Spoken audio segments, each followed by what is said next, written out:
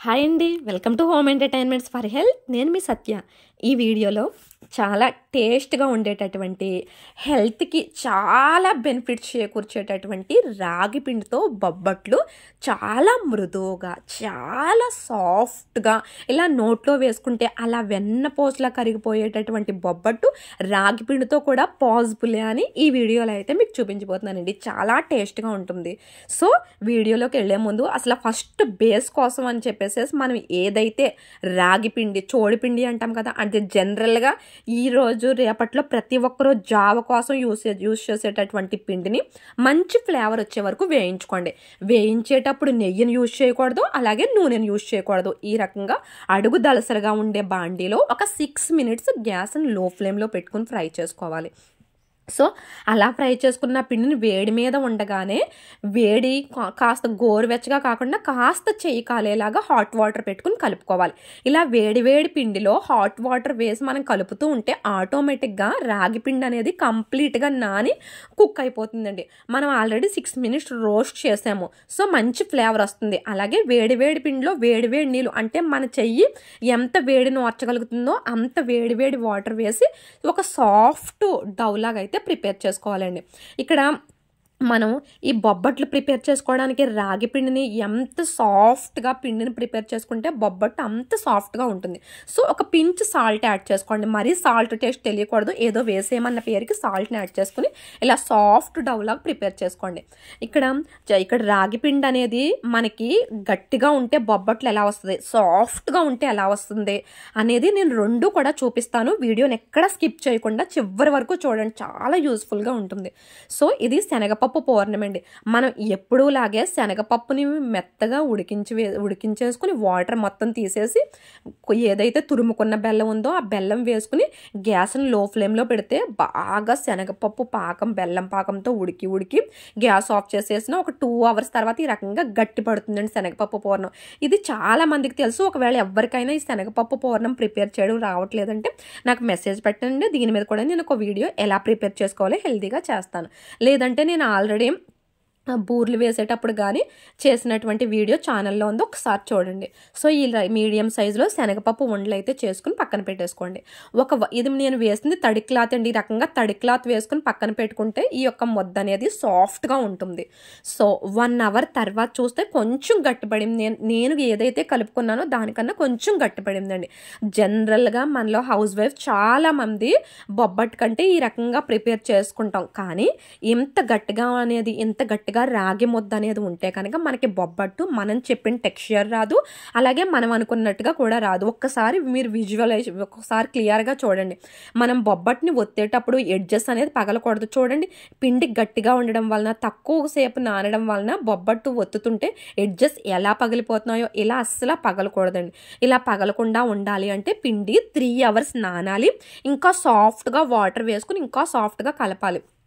So house wives రాగి పిండితో bobbattu prepare చేసేటప్పుడు ఇలా ఎడ్జెస్ పగలగానే రాగి పిండితో బొబ్బట్టు అనేది అసలు సెట్ కాదు. రాగి పిండితో బొబ్బట్టు ఏంటి అసలు అని రాగి పిండిని ఏదో జావ కాసుకోవడానికి యూజ్ చేస్తాం, కానీ ఇలా బొబ్బట్టు ఎలా అవుతుంది అని ముందే చికాకు పడతారు. కానీ కాస్తంత ఓపికతో ఉండి జాగ్రత్తగా ఏదైతే మనం పిండిని ప్రిపేర్ చేసుకున్నామో అందులో ఇంకాస్త వాటర్ వేసుకుని ఇంకాస్త సాఫ్ట్గా కనుక ప్రిపేర్ చేసుకున్నట్లయితే మనకి చక్కని టేస్టీ బొబ్బట్టు అయితే వస్తుందండి. ఇలా శనగపప్పు పూర్ణం పెట్టిన తర్వాత కూడా ఏదో ఎంత ట్రై చేసినా కానీ బొబ్బట్టు అయితే ప్రిపేర్ కాదండి. సో ఇలా ప్రిపేర్ చేసినా కానీ అది ఒత్తడానికి వెన్నతో ఎంత మేనేజ్ చేసినా కానీ ఎడ్జెస్ అనేది పగిలిపోతుందండి. అప్పుడు లుకింగ్ బాగోదు, టెక్స్చర్ బాగోదు, మనం ఈవెన్ ప్యాన్ మీద ఫ్రై చేసుకోవడానికి కూడా బాగుండదు. సో ఇలా వచ్చినప్పుడు చికాకు పడకుండా కొంచెం టైం తీసుకుని ఓపికతో హౌస్ వైఫ్స్ పిండిని ఇంకాస్త లూజ్గా వాటర్ వేసుకుని అదే హాట్ వాటర్ వేసుకుని ఇంకాస్త లూజ్గా కలుపుకొని ఇప్పుడు ఏదైతే మనం తడి క్లాత్ వేసుకున్నామో ఆ తడి క్లాత్తో ఒక 3 hours కనుక ఉంచినట్లయితే చాలా చక్కని సాఫ్ట్ బొబ్బట్లు అయితే మనకు వస్తాయండి. చాలా టేస్ట్గా ఉంటాయి. సో చూసారు కదండి, ఈ రకంగా అయితే మొత్తం బొబ్బట్లు అనేది ఇలా వస్తాయి. అది పిండిని సరిగా కలుపుకోకపోతే కనుక. ఇప్పుడు నేను మీకు చూపిస్తున్నది ఇలా వచ్చిన బొబ్బట్లని ఇంకాస్త వాటర్ వేసుకుని ఇంకాస్త లూజ్గా ఎక్కువ సార్లు పిసికి ఒక 3 hours తడి క్లాత్ పెట్టి వేసుకున్నటువంటిది. చూసారా, ఇలా వేలు పెడితే సాఫ్ట్గా లోపలికి వెళ్ళిపోవాలండి. సో ఇలా అయితే ప్రిపేర్ చేసుకున్నాం. ఇలా ప్రిపేర్ చేసుకున్న దానికి వెన్నను అప్లై చేయండి. నెయ్యిని ఎందుకు అప్లై చేయొద్దు అంటున్నానంటే, ఇది మనం హీట్ చేసినప్పుడు ప్యాన్ మీద అటు ఇటు రోస్ట్ చేసినప్పుడు నెయ్యి అనేది హీట్ అయిపోతుంది కనుక. సో ఇలా ప్రిపేర్ చేసుకున్నటువంటి ఈ సాఫ్ట్ డౌని, ఈ మెత్తని రాగి పిండిని చక్కగా మన చేతికి మీద అరిటాకు ఉంటే అరిటాకు మీద ఒత్తుకోండి. లేదు అంటే ఈ రకంగా మన చేతి మీదే చాలా ఈజీగా చేతికి కాస్తంత వెన్న అప్లై చేసుకుని, అలాగే పిండి ముద్దకి కాస్త వెన్న అప్లై చేసుకుని మన అరిచేయి ఎంత ఉందో అంత బొబ్బట్టునైతే ఒత్తుకోండి. ఒత్తుకుని బొబ్బట్టుకి మనం పిండి ఎంత రౌండ్ షేప్లో అయితే తీసుకున్నామో అంతే రౌండ్ షేప్లో శనగపప్పు పూర్ణం ఉండని పెట్టుకుని చక్కగా ఒత్తేస్తే మంచిగా అయితే చాలా మంచిగా అయితే బొబ్బట్టు ప్రిపేర్ అయిపోతుంది. మీరు చూడండి, ఫస్ట్ నేను చూపించిన బొబ్బట్టుకి ఈ బొబ్బట్టుకి ఒక్కసారి డిఫరెన్స్ చూసుకోండి. చూడండి, ఎడ్జెస్ అనేవి అస్సలు పగలలేదు. దీనికి గల కారణం పిండిలో ఇంకాస్త వాటర్ వేసి ఒక మరీ జారుగా కాకుండా సాఫ్ట్ డౌలా ప్రిపేర్ చేసుకుని 3 hours తడి బట్ట క్లాత్లో నానబెట్టుకుంటే చాలా మంచిగా అయితే వస్తుందండి. మీరు ఈ రాగి పిండితో ప్రిపేర్ చేసినటువంటి ఈ బొబ్బట్టుని కనుక ఇప్పుడు నేను వీడియోలో చూపించిన విధంగా కేవలం వెన్నతో అరిచెయ్యి మీదే ఒత్తేసుకోవచ్చండి. మనకి ఏ విధమైన ప్లాస్టిక్ కవర్స్ అవసరం లేదు, లేదంటే మనకి అవైలబుల్గా లేని అరిటాకు కూడా అవసరం లేదు. చాలా ఈజీగా మనం 2 handsతోనే ఈజీగా మన బాడీకి బ్లడ్ పట్టేటటువంటి, చక్కగా బోన్ పవర్ని పెంచి కాల్షియం బాగా పట్టేటటువంటి రాగి పిండి బొబ్బట్టు ఇంత ఈజీగా ఒక 3 hours నానినటువంటి పిండితో 10 minutesలో ఎన్ని బొబ్బట్లైనా అయితే ప్రిపేర్ చేసుకోవచ్చండి. కానీ మన అరిచేయితో అంత ఒత్తుకుంటేనే ఇవి చాలా తినడానికి సౌకర్యంగా, ఒత్తడానికి సౌకర్యవంతంగా ఉంటాయి. సో ఈ రకంగా వెన్నతో ఒత్తుకున్నటువంటి ఈ బొబ్బట్లను అటు ఇటు రోస్ట్ చేసుకుని పక్కన పెట్టేసుకోండి. ఇక్కడ నెయ్యి వేయట్లేదు, అలాగా నూనె కూడా వేయట్లేదు. చూడండి, జస్ట్ ఆ వెన్నతోనే అటు ఇటు చక్కగా కుక్ అయిపోతున్నాయి. సో ఈ రకంగా కుక్ చేసుకున్నటువంటి బొబ్బట్లను అన్నిటిని ఒక ప్లేట్లోకి తీసుకుని మనం ఎప్పుడూ చెప్పుకునేటటువంటి గడ్డగా పేరుకున్నటువంటి నెయ్యిని వేసుకుని బొబ్బట్టుకి ఎంత కావాలితే అంత అటు ఇటు వేసుకుని తింటే ఎంతో టేస్టీ అయినా చాలా మృదువుగా ఉండి నోట్లో వేసుకుంటే కరిగిపోయి వెన్నలా సుత్తి మెత్తగా ఉండేటటువంటి బొబ్బట్లు అయితే రెడీ అయిపోయినాయండి. ఇప్పుడు నేను మీకు ప్లేట్లో వేసి చూపిస్తున్నవి ప్యాన్ మీద అటు ఇటు రోస్ట్ చేసుకున్నటువంటి బొబ్బట్లు. ఇది పేరుకున్న నెయ్యి అండి. ఈ ఆల్రెడీ వేడిగా ఉన్న ఈ బొబ్బట్ల మీద ఈ నెయ్యి వేసేసరికి చూడండి ఎలా చక్కగా మెల్ట్ అయిపోయి ఒక మంచి ఫ్లేవర్ వస్తుందో.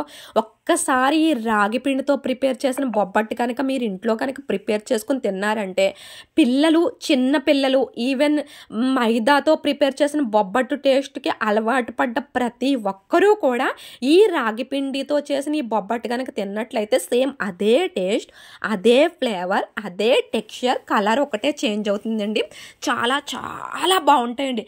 ఈవెన్ కళ్ళు మూసుకుని ఎవరికన్నా కనుక తినిపించినట్లయితే ఇది మైదా పిండి లేదంటే గోధుమ పిండితో చేసిన బొబ్బట్ట లేదంటే రాగి పిండితో చేసిన బొబ్బట్ట అని కూడా కాస్త కూడా ఐడెంటిఫై చేయలేరండి. అసలు టేస్ట్ ఏమాత్రం డిఫరెంట్ ఉంటుంది, ఇంకా రెట్టింపు టేస్ట్ ఉంటుంది. చూడండి, ఇక్కడ నెయ్యి మనం బాగా అటు ఇటు బాగా ఎక్కువ వేసుకుంటున్నాం కదా.